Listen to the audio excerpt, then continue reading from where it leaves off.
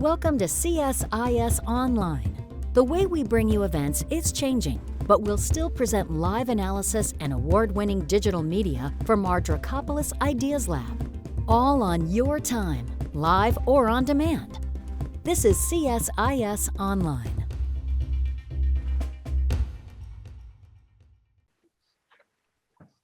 Well, let me just lead things off. My name is Richard Rossow. I hold the Wadhwani Chair and am a senior advisor here at CSIS running the India program. This event is on the record.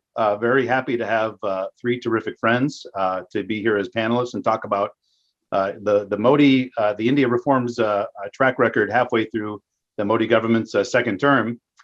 Clearly, looking back over the last 2.5 years, is more than obvious to everybody that a lot of what we're going to be talking about has been defined and influenced somewhat by COVID, the pre-COVID, the government's reaction to COVID, and hopefully thinking about growth post-COVID. The numbers themselves have been mixed. In some areas, I think the Indian numbers have been maybe overperforming what we might have expected based on the severity of COVID and such. As we were talking about just before, when you look at FDI numbers, portfolio investment, even goods trade and services trade, which had some lulls here and there, but have largely rebounded dramatically. But the economy took a deeper hit than a lot of other countries had done. And seeing the dislocation of employment too has certainly been on people's minds. But again, excited to host a discussion among three outstanding experts that have all been gurus of mine for quite some time as I try to learn a little bit about the Indian economy, to break down what's happened so far and what had not happened so far, and what might happen as we look towards the second half of the Modi government's tenure. The three panelists, you all have the bios that were included in the invitation, but Ila Patnaik, who's a professor at the National Institute of Public Finance and Policy, where she's been since 2016. Spent time at other think tanks, ICRIR and NCAR, also within the Ministry of Finance. And as she knows, I've been probably one of her biggest fans ever since her terrific work with the awesome report, the Financial Sector Legislative Reform Commission, which in my mind still stands out as one of the most exhaustive, thorough reviews of regulatory architecture overhaul that I'd ever seen. Akhilesh Tilotia, who's a principal with the National Infrastructure Investment Fund. Akhilesh has been with Boston Consulting Group and Kotak Securities. Also spent time in government as OSD to the Minister of State for Civil Aviation. And I first met Akhilesh as a well-meaning think tanker in India at a State Department tour, sitting at Kotak. And for me, talking about, as a think tanker would, about reforms. And then for Akhilesh to offer a master course in how reforms are actually linked to what large financial firms look for investment opportunities. So, sometimes this reform thing that we talk about in the abstract means real things to folks that have real money. So Akhilesh, great to have you with us. And Mihir Sharma, Senior Fellow at Observer Research Foundation. He's Director of the Center for Economy and Growth and author of the book, Restart, The Last Chance for the Indian Economy, which came out in 2015. Spent time in journalism before. And my first deep interactions with Mihir, he offered a master class on U.S. politics. We were together for a German Marshall Fund trilateral. And I think he gave more of a clear-headed and exhaustive view on U.S. political economy than most U.S. commentators could ever hope to do. So learning about my own country, since I spend most of my time studying India. But we'll kick things off with my colleague Kriti Upadhyaya, who's an associate fellow with the program here. We have our own metric that we look at for the pace of reforms. So Kriti, do you want to walk through what we for our own reform scorecard, and I'll hand the floor over to Ila. So over to you, Kriti, for a quick intro. Thank you, Rick. Hi, I'm Kriti, and I'll be talking to you all about our CSIS Reform Scorecard. The CSIS Reform Scorecard tracks 30 big-ticket reforms that have potential for job creation and economic growth. We track these reforms in real time over the course of a government's 5-year tenure in office. You can log on to indiareforms.csis.org and access our reform scorecard. Well, coming to the reforms themselves, when we look at the second term of the Modi government, up till now, 5 out of the 30 reforms on our reform scorecard have been marked complete. Interestingly, 1 out of these 5 reforms happened pre-COVID. This was the reduction in the corporate tax rate. And the other 4 out of the 5 completed reforms all happened during the 18-month COVID-19 period. These include giving more autonomy to major ports in conducting their operations, increasing the foreign direct investment cap in sectors like insurance and defense, and ending retrospective taxation of cross-border investments. 4 other reforms on our reform scorecard saw some traction, but were not fully achieved. So we marked these reforms as partially complete or partially done. 3 out of these 4 reforms related to the Insolvency and Bankruptcy Code, which was instituted by the Modi government in their first term in office. And this happened pre-COVID.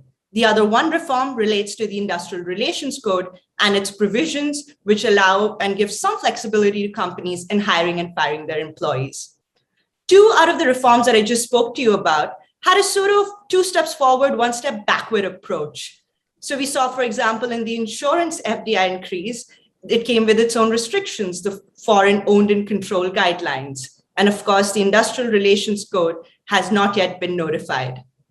When we compare Modi government's first term in office with the second term in office, we see that the first term had a more swifter pace of reforms, especially the very first year. So when we look back to our CSIS India Reform Scorecard 2014 to 2019, we see that within the very first year of coming into office, 6 out of the 30 reforms on our then reform scorecard were marked complete.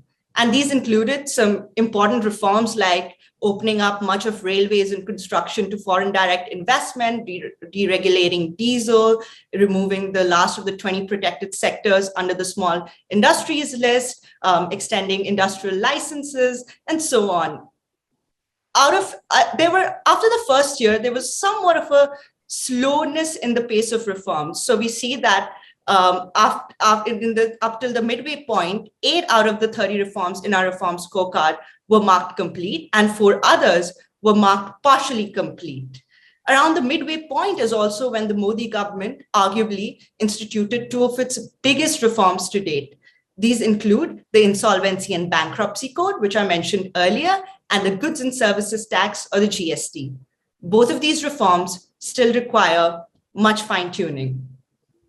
The reform pace then slowed considerably after the midway point, and we see that 9 out of the 30 reforms in our reform scorecard were marked complete during the first term, and several others were marked partially done or partially complete.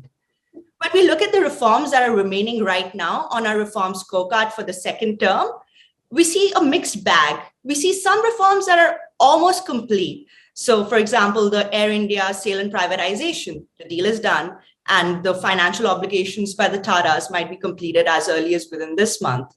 Then we have the electricity amendments, which were introduced in this session of the parliament and also before. But then there are some reforms that are sort of put on the back burner, like the land acquisition reforms, which had so much strong opposition that they might not be touched again anytime soon. You have, the establishment of the already approved Railway Development Authority, which is somewhat forgotten. And of course, there are other reforms which haven't been touched till now. When we compare just the midpoint of the first term to the second term, the first term saw more reform progress. Of course, there are other reforms that I didn't mention that were attempted in the first and second term. This is because they were outside the purview of our CSIS Reform Scorecard.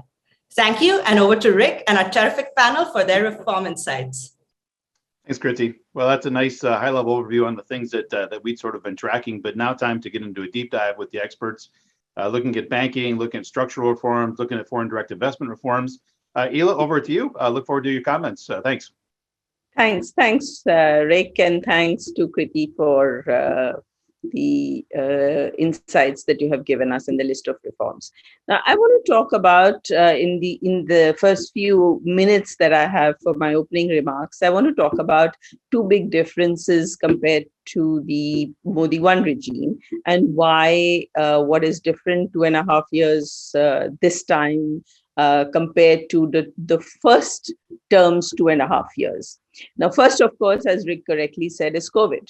And, what COVID did was that instead of the reforms that the government might have planned, the things that needed to be done in normal times, now that had to become part of a relief package, because you also had a demand shock, then you had a supply shock, given that COVID needed the kind of lockdown. So, I'm not going to talk about when and where in the details, but just overall, that given that you had a huge health shock and you needed to find ways to manage the economy, there were a couple of options. So, for example, you could do fiscal policy expansion, you could do monetary policy expansion, you could do what people were advising you. A lot of people were saying just print money, do 10% of GDP as advanced economies are doing, and so on and so forth. And the way that the way it was handled was to be fiscally prudent, relatively. I mean, there was an expansion, but it was relatively fiscally prudent to have a monetary expansion and have a lot of liquidity in the economy and do things like, selected credit and subsidized credit and directed credit. So not just pushing demand or pushing money into everybody's hands, but recognizing the fact that there were supply constraints. And in that situation,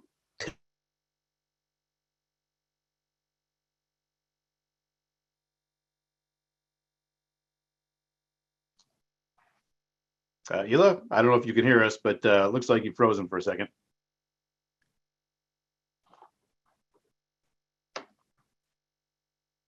We'll give another second to see if she can come back online. Otherwise, then maybe we'll shift over to Akhilesh and we'll pick up.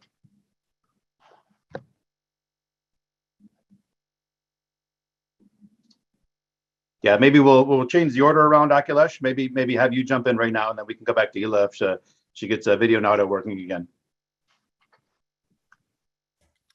Thank you, Rick. Thank you for having me here. It's always great to speak with you and CSIS. What I want to speak about are three segments. I'll try and be brief in each of them. But what I want to talk about are the key sets of changes that have taken place in the last 2.5 years. Then I'll shift to seeing what we are seeing in terms of macro numbers, is the impact of some of the changes that have taken place. And finally, maybe talk about what are the few things that we need to take into account as we think about the future.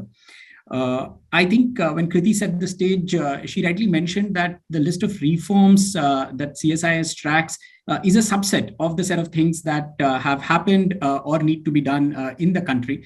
What I will do is list down maybe 5 or 6 key things that have taken place over the last 2.5 years and see where we stand now.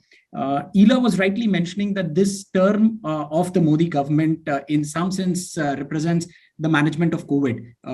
Since March 2020, this has been the set of issues that I think the world has been grappling with, and India has had 2 waves in March, April 2020 and 2021.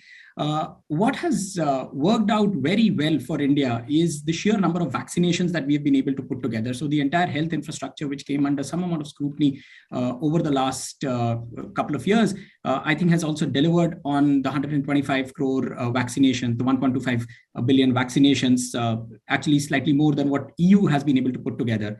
And also the fiscal and the monetary relief that Ila was also touching upon, that has been a very well calibrated package that has been put together, where the support, the income support did come through, but not necessarily being pushed through at the time when we were applying brakes on the economy. So to that extent, I thought the calibration of the supply response and the demand response for COVID was well managed.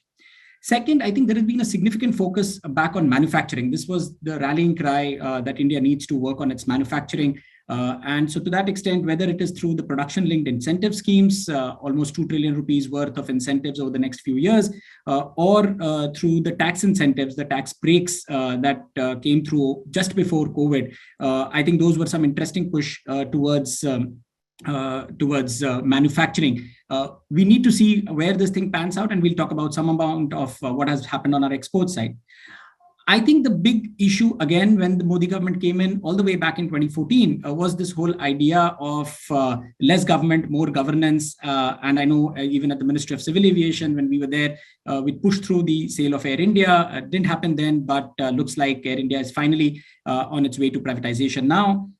We pushed through a few airports that got privatized then. A lot more number of airports are out on privatization. The LIC IPO is coming through. So the idea that privatization and disinvestments need to happen has been coming through. The other big change, and maybe Ila will touch upon that somewhat more, has been on the banking and the financial services system, where there have been significant changes that have taken place. Personally, I thought the way the Yes Bank and the PMC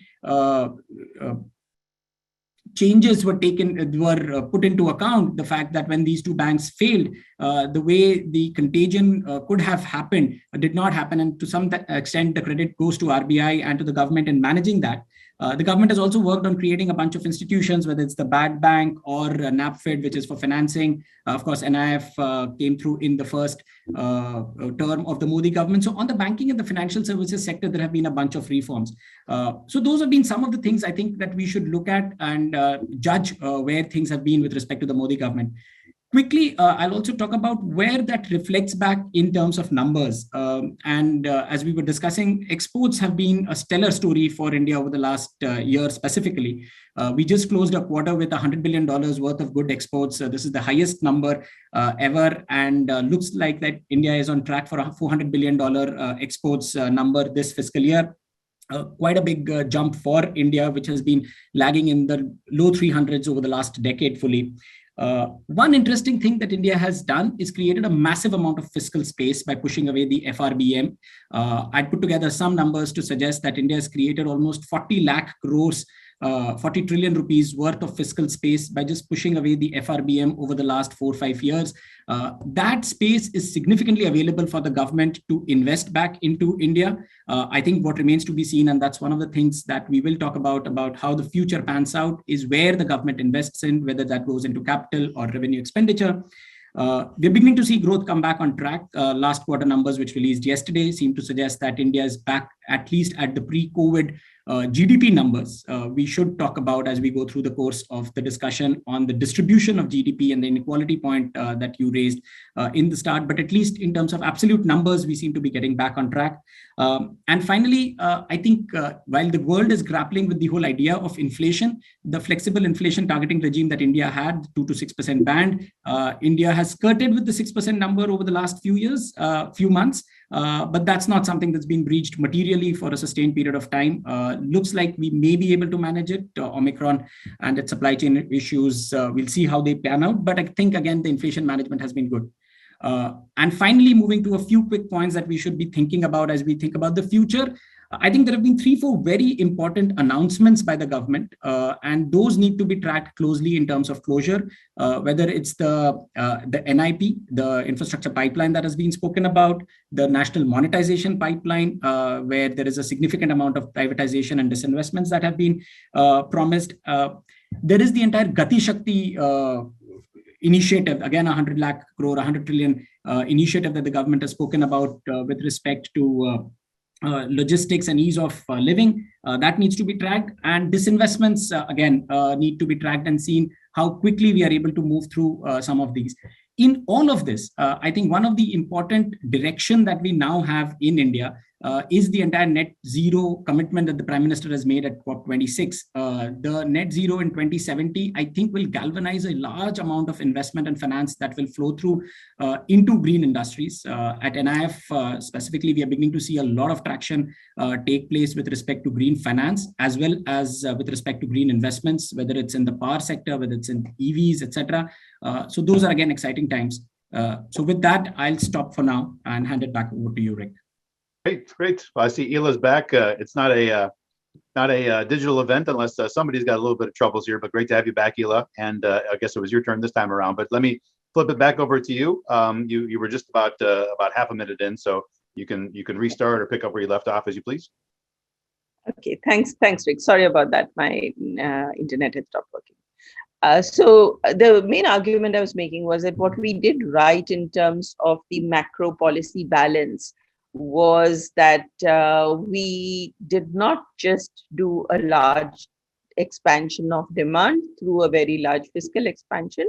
Instead, we did a little bit of fiscal expansion, but tried to then help improve supply by doing reforms. And that reform package that we had spoken about earlier was the Atmanirbhar Bharat package, where all the reforms that were either on the agenda of the government, of the previous government, but hadn't been done, or of So whether it was Modi 1 or Modi 2, but a list of all of those that could possibly be done were brought onto the table with that package. And then in the next few months, it was rolled out, things that needed legislative changes and so on, like the agriculture bills. So on, various things were done. So our response was actually very different from the response of many other countries. And I think what we recognized was, one, that we did not have a lot of fiscal space. And second, that you just don't want to get a very large expansion of demand at a time when actually supply is the problem, when supply is what is restricted. So what you want to, because either you'll get into some sort of a debt trap, or you would, it would give you inflation. And then when you do get inflation, then you'll be like some of those other countries which did a lot of fiscal expansion, are now trying to do monetary tightening, have got higher inflation, and have created worries all around the world about their currencies depreciating. So we didn't go down that track.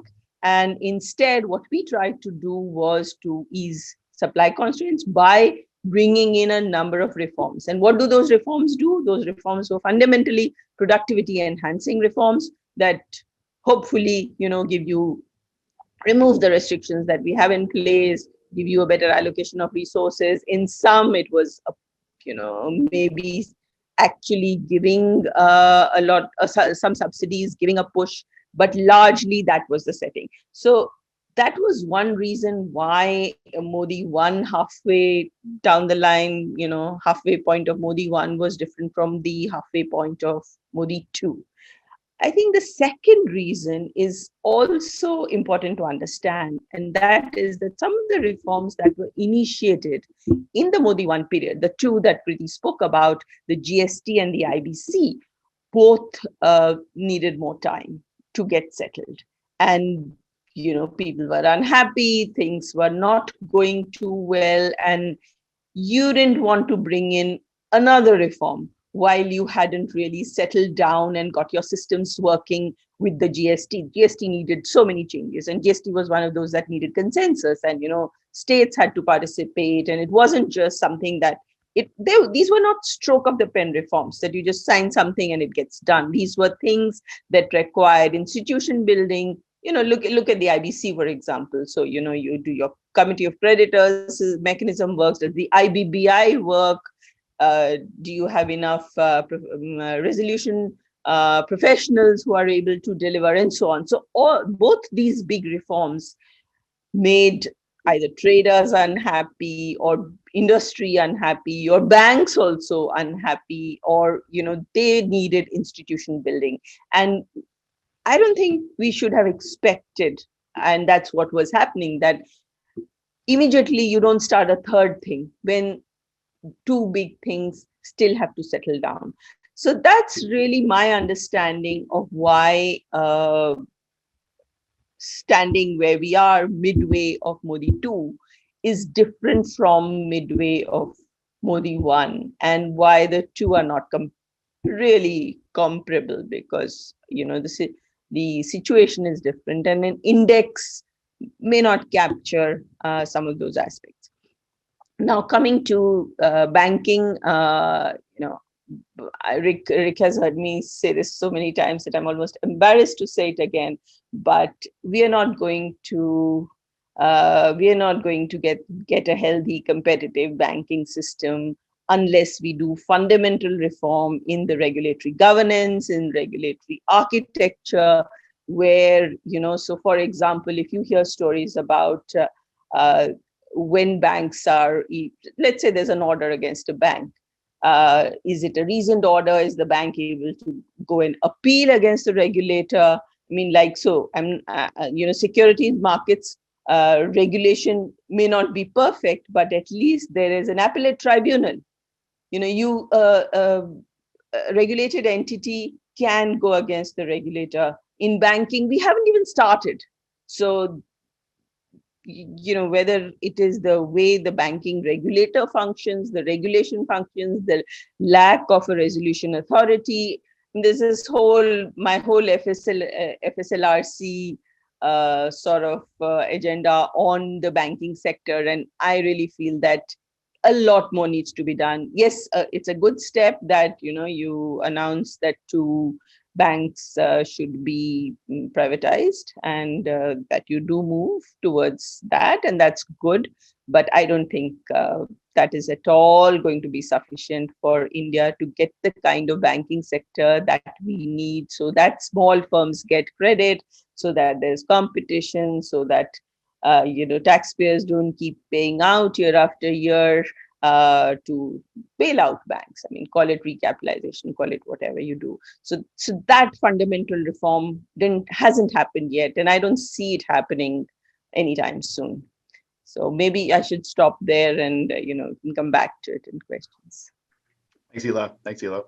Mihir, foreign investment, Modi courting and charging for a long time, some changes. Love to hear your perspective on that, but I'm sure you got thoughts as well on other elements of the reform program. So over to you, my friend. Thanks, Rick. And yes, I have no shortage of thoughts, but I'll try and sort of limit what I say to FDI for now. And I think the way that I'm going to do this is I'm going to try and talk a little bit about how the first term played out in terms of the government's actions and expectations, and how that's influencing essentially their attitude to foreign investment and foreign investors at this point, halfway through their second term. So a couple of stylized facts, really, really very macro stylized facts here, is that by and large, yes, India has become considerably more open to FDI since 2014 on paper. And in fact, actions that were earlier seen as extraordinarily politically controversial have been taken more recently with little or no political pushback in the FDI field, right? Second point, the data is sort of problematic. The initial investor enthusiasm post-2014 in Modi's first term fizzled out somewhat. When considered percentage of GDP, by and large, you might say FDI has stagnated into India, in fact, over the past 10 years, right? So broadly between 1.3 and 2% of GDP. And even as a proportion of the total FDI into comparable economies, India really hasn't taken over that spectrum. The third point is that, really, if one looks at the data, FDI inflows into India are not just determined by union government policies, but also by state government openness, state government attitudes, and state connectivity. Now, the overwhelming majority of FDI flows comes into just 7 Indian states and union territories of the 30 plus or so that we have. The overwhelming, and in fact, the lesser beneficiaries receive less than 10% of the remainder, and with considerable variation between years. So it's really a regional phenomenon. So measured against the expectations that Modi raised when he took office in 2014, I think over the course of the first term, we have to admit that there was disappointment in the investor community, and more importantly, I think disappointment within the government, which they would not say out loud, but they would have felt it. The hope that many people had when Modi came to power was that accelerated economic reform would ensure that India became a major FDI magnet, right? Perhaps even an investment class in and of itself, the way that China has and had become. And these hopes on the part of the government have not really been fulfilled. And we have to understand the government's actions on FDI in its second term, best understood in the context of its own expectations and hopes since 2014 when it first took office. Now, Modi's Make in India rhetoric in his first term specified, in his own words, I think in his first speech, that India cannot decide its future by remaining isolated and sitting in a corner. Great word. And the hope that he and the government had in 2014, in the first term, was that FDI would flow into job creating, in particular, that the investment would come into big new greenfield projects, and that it would scale sufficiently to provide a significant additional source of capital for Indian growth, the way that it had for China in its high growth period. And frankly, India's 1.5% to 2% level of GDP for FDI does not match the 4 to 6% level that has served as an engine for Chinese growth in the past 20-25 years. So were those hopes carried out in the first term? And really, we don't see that happening, because the way that, say in 2016, 2017, maybe just after the Make in India speech, FDI into India may have been about evenly balanced between services and industry. But in subsequent years, and particularly since 2019 in the Modi second term, services have outscored industry 2-to-1 in FDI, right? So manufacturing FDI in particular has been shrinking. So that's the government is therefore understandably a little concerned that, this is where we wanted FDI to come in, that hasn't happened. So that's the context for what they decided to do in their second term. The big changes in the FDI policy in the first term included, the replacement in 2017 at the Foreign Investment Promotion Board. Several sectoral caps on foreign investment were raised and eliminated. So automatic FDI became, the norm across a much larger set of sectors. Similar actions have been taken since 2019, right? Sourcing norms for single brand retail, which is a big controversial question. How much, for example, should Apple source for their own stores from within the country? Those norms were relaxed, I think, in late 2019. There have been a flurry of additional efforts about FDI caps and so on and so forth after the pandemic, including raising the cap on FDI in defense production above 50%. And the big one, I think, was insurance, which was opened up earlier this year. And there was a time, frankly, when many of us, maybe even on this call, would not believe that it could and it would ever happen. So now, as we stand, we have pushed through in India relaxations on FDI on pharmaceuticals, insurance, coal mining, construction, aviation, even railway infrastructure. But in fact, if you look at the set of sectors, it's perhaps revealing of the government's motivation, right? So FDI reforms are frequently driven by specific financing constraints in particular sectors, but especially related to infrastructure or core sectors, where we've had a bit of a private investment crisis for some time. I mean, most recently, I think, in response to chaos of the telecom sector and undercapitalized telecom sector participants, the appropriate department just this week has notified FDI up to automatic FDI up to 100% for telecom. So that's I think that's the crucial thing to recognize, that this is what is motivating the government when it talks about FDI sectors. A couple of quick points about how it has approached foreign investment more generally. Some recent regulatory steps, even those supposedly meant to show openness, may have been counterproductive and in fact increased uncertainty. And Rick, you've written about this at length. If the government issues a notification, as you point out, permitting FDI in a subsector which was already receiving FDI, and in which most foreign investors believed FDI was allowed, this has a chilling effect. Suddenly, people investing elsewhere become very uncertain. It creates uncertainty about the scope of other sectoral regulations. But what it really means is that we should understand now that India wants FDI, but increasingly wants to channel it. The government, the central government, wants to channel it certain sectors, but which may not be the same sectors as those where most future growth is expected, or the sectors in which the risk return profile is actually most attractive to foreign investors, right? So if you hear differing rhetoric between the government and between the foreign investor community about FDI in India, that's really what's happening, right? The government says, we're open and we've opened these sectors up that we want you to come into. And the foreign investor community may be saying instead, okay, but in the sectors where we really want to go, you're being more problematic. So that's why there are these two speeds of rhetoric when people talk about it.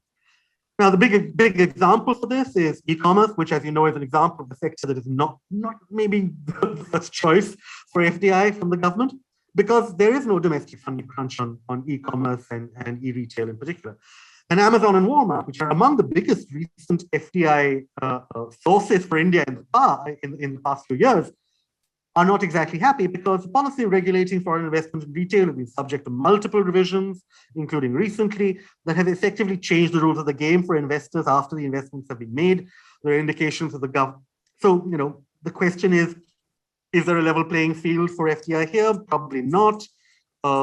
Statements by senior officials, including the relevant minister about this, have been kind of off-putting for foreign investors. The Commerce Minister famously said that Amazon, the day after Amazon had committed $1 billion of investment into India, that he said, Amazon's not doing us a favor, which is true. No FDI is a favor. But you still, kind of don't say that at that time. That sends out a particular message. Okay, a couple more points. The government is particularly seized of the desire to bring in long-term capital. Openness to discussion with owners of large pools of capital is really major in the union government. Willingness to alter regulations to make it more attractive. But again, this is driven by infrastructure and particularly sustainable infrastructure requirements. And there is a difference maybe in how they will approach, long-term capital of a particular kind. And the owners of that long-term capital between people and people whom they think are, okay, they're in for returns in the next 2 or 3 years. That difference has become very obvious, I think, post-pandemic. Finally, perhaps I want to talk about investment protection very briefly, because shortly after Modi took office in 2014, the administration unilaterally terminated many of India's bilateral investment treaties, right? And that made a difference.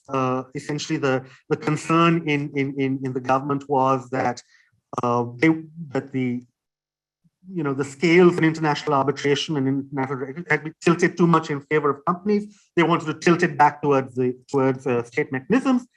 And it's really blown up in the past year and a half, because as the Indian government has fought and lost major arbitration cases filed by foreign investors, including by Vodafone and Scottish energy company Ken, in various cases, it has refused to implement arbitration rulings, and it has sort of rather humiliatingly then had to face legal action by those companies in various jurisdictions, right? So, and now it's had to again wanted to try and settle those arbitration disputes on its own terms. But the point remains that the broader momentum towards ensuring that disputes over FDI are settled by Indian courts under Indian rules and maybe not as is preferred by foreign investors currently under arbitration, that momentum continues and has grown. And the risk of catastrophic capital loss due to political or regulatory risk, essentially, remains underappreciated by the government. The broad notion remains in the government's thinking that global capital can be tamed, right? The way that domestic capital maybe has been. And that global capital will invest in the sectors that government prefers, earn a return that the government determines, and be protected by the word of the political leadership, right? Rather than by institutional mechanisms. And I think that this mindset change hasn't really taken place, of course. And as the experience of for example, renewable energy power in the Indian state of Andhra Pradesh shows, this is insufficient protection. Because when a government changes in personnel or attitude, then entire contracts can be settled. So, that mindset maybe has not changed. And I think I can show that it comes from the broader desire in the government to ensure that capital flows in, but it flows in the direction and at the command of the state. Thanks. Oh, great. Well, let me kick things off with a few questions, some of which I teed up and some have come in the chat line. You see we've got a Q&A box at the bottom. So any of our participants that have a question they want to throw to the panel, feel free to toss it in there. The first one, let me ask to Mihir, although maybe Akhilesh or Ila will have a thought on this too. Recently, the World Bank has announced that they're going to stop doing their doing business report. And when we talk about, the Modi government's interest in attracting investment and such, rising the ranks of the World Bank ranking, and some of the real steps that have happened, little things like paperwork changes, stuff like that. Is it meaningful for the World Bank to drop this? Has that been something that has really been a driver, or has its impact on policymaking, do you feel, sort of been overstated? So I wonder, Mihir, to start with you, do you think this is meaningful, the World Bank dropping, or do you think that it's not going to be noticed in kind of the long term, and the drivers on actual reforms are internal things rather than an external player? Rick, that's a great question. So just 3 very quick points on that. First, not just in India, but across the world, the country's ranking in that report had become a matter for political disputation, was something that politicians took to their electorate and talked about, like this is an achievement, right?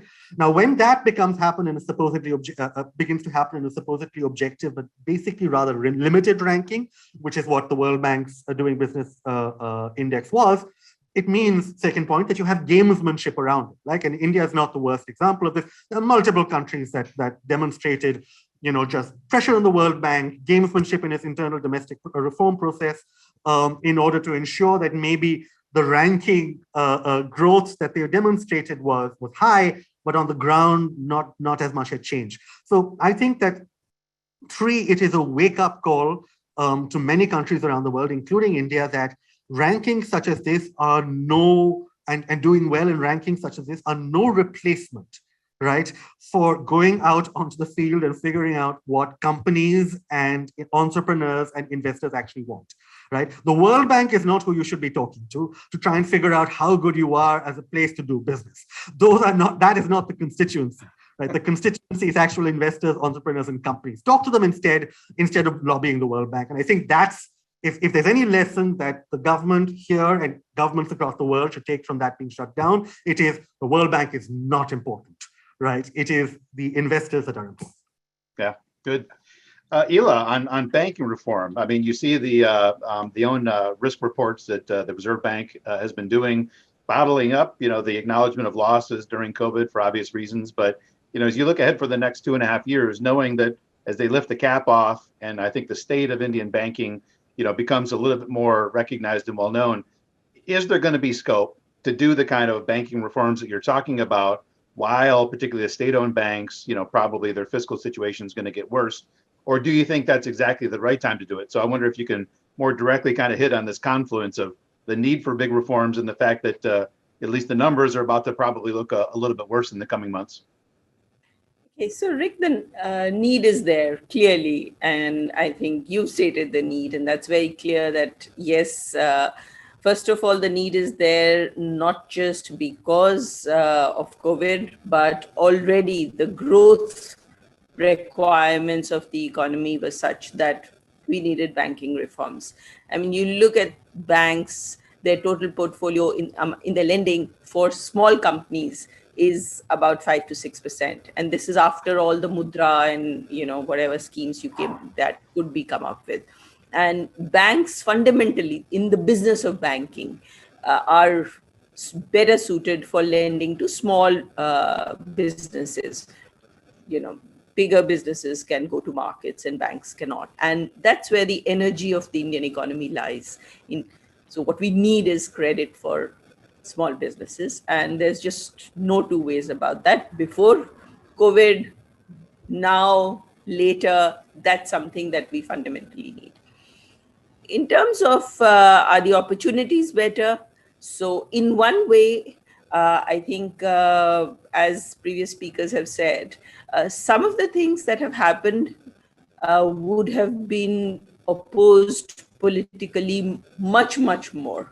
So even the talk of bank nationalization now, for example, it's being said that in this Lok Sabha session, in this parliament session, there may be an amendment to the Bank Nationalization Act. So one of the two Bank Nationalization Acts, so that the government can actually go and privatize a couple of banks. And that's something that we've discussed since when, 2004 or maybe even before that's what needs to be done. But it has never come up to a stage where even in that list of parliament work, it has turned up. So in a sense, some of the things, disinvestment of Air India, some of the things that were very, very difficult to do, FDI insurance, disinvestment, banking, they're easier to do politically. But having said that, do I see a big banking reform in these 2 years? The kind of reform that FSLRC proposed, where RBI would be willing to give up turf, where RBI would be willing to say that I will have to write reasoned orders or they can be appealed against. Do I see that happening? Do I see a single financial redress agency? Do I see the FRDI bill coming back? I hope it comes back, but do I really see that as an easy thing that the FRDI bill will come back with amendments? So, even after that, to set up a resolution authority, will we allow banks to fail? I'm not sure I'm seeing that. because that usually requires a lot more consensus building and a lot more groundwork and regulatory support than we have at the moment. So that's my long, short answer. Akhilesh, maybe we'll jump on another question that came in on infrastructure, and I'll widen it a little bit. We've been following to some extent these infrastructure corridors. You've got a 20-year-old policy on economic zones, a recent ranking DPIIT did on industrial zones, that kind of stuff. When you talk about infrastructure, I would say you hear these projects announced, it's difficult to kind of measure how are they coming along. Where does the capital come from? So I wonder if you can blend this together and look ahead over the next 2.5 years. Is there anything big that you expect that they're going to be able to put wins on the board that are going to accelerate, as Mihir mentioned, the critical need for infrastructure as one of the foundational elements of a more vibrant manufacturing industry? Is the money coming in? Are these big nodal projects going to be the driver, or is it maybe some smaller things that are happening? So let's talk about infrastructure the next couple of years, big projects, small projects, and what that means for manufacturing. Love to have your thoughts on that, Akhilesh. Thanks, Rick. And I think this is one of the more important things, even from an NIIF perspective. We have the word infrastructure in our name. So for us, this is fundamental bread and butter. I think there are 2 or 3 important aspects for us to figure out. One is the national infrastructure pipeline itself lays down a pretty ambitious 111 trillion rupee investment target. It is ambitious. It looks at about 20 trillion rupees of investments every year. Of course, COVID has not been the best set of couple of years in which we've met these numbers. But at least directionally, there are very clearly identified sectors in which investments are required. I think there are 2 or 3 different ways in which you will see some of these investments coming through. The national monetization pipeline exists. It's a small component of financing. It's 6 trillion rupees for the 111 trillion that we're talking of. But again, from an intent perspective, that's at least freeing up of government capital.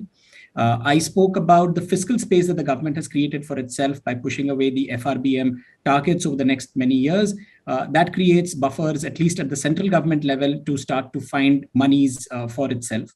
So between these 2 pools of monies, there is the central government kitty that could potentially come in.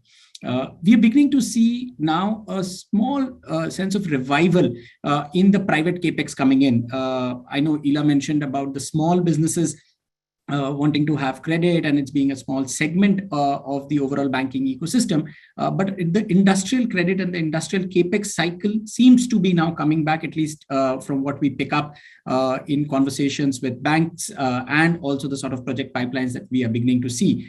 So to some extent, this should come through from the private side.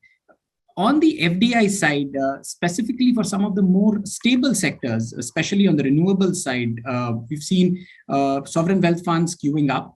That's been a sort of success story for India in terms of where the monies have come in. I'll also touch upon, while this does not reflect on infrastructure specifically, I think the Indian local capital markets have evolved. When the e-commerce boom was taking place over the last decade or so, it was not thought feasible that there will be local listings that will take place in India for some of these high growth entities. And what we've created over the last couple of months are at least 4 entities in the $15 billion sort of market capitalization range, Zomato, Nykaa, Paytm, etc. Policy Bazaar may be slightly smaller at about $7-8 billion. So the sort of capital market maturing that has taken place in India was not something that we had thought of. So again, for many of the more stable sectors, you'll begin to see a lot of capital flow come through, both from the banking sector, which is now much better placed in terms of its NPAs and gross NPAs, etc., compared to earlier, and also from capital markets locally. So across these wide variety of sources, funding should be available. Where this will go, I think I'll again add that layer of green. And as I said, we're beginning to see a lot of activity take place on renewables, on a wide variety of things, from solar and wind, of course, which are the more standard segments, but there is a lot of excitement on hydrogen. Sounds very expensive as things stand, but again, a big push that's coming through. Offshore wind, again, where we are beginning to see a lot of activity take place. So we'll begin to see something on the power side, smart grid, smart meters, etc. And similarly, on the EV side, there is an entire range of things that will change. And at least the demand for investments is very high. As I said, there are a set of financing institutions that are willing to come in and finance it. So let's see if we can make that match happen over the next few years. Yeah, well, good. A couple of other questions came up. One that came to me directly looking at trade, and I'll ask Mihir about that in just a second on trade policy. But the first one that came through from our good friend Suman Berry is talking about a different set of issues on regulatory stability, and in particular courts. It's a great topic, and it's one that come up repeatedly over the years. Is courts' interventions in economic functioning and policy matters. I don't know, Ila or Akhilesh, if either of you want to kind of take on. How have you seen the evolution of policy stability over time, keeping things that are working stable for periods and court interventions in economic matters? Is it the worst? Is it the same? Anything that you want to offer on that?